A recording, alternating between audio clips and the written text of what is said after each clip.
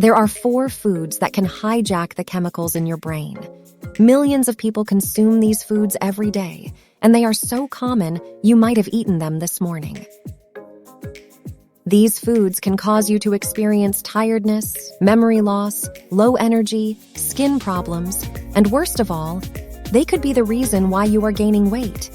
These foods can rewire your brain and cause you to crave fat, sugars, and carbs, even when your stomach is full. Fortunately, there is a method you can do right at home that can reverse these cravings. But the longer you do nothing, the more intense your cravings can get, and the harder it will be to lose weight.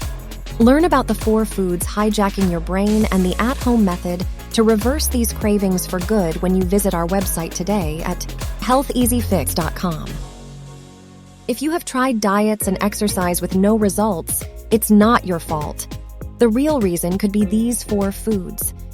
Click our link in the bio to watch this shocking presentation now and protect yourself before it's too late.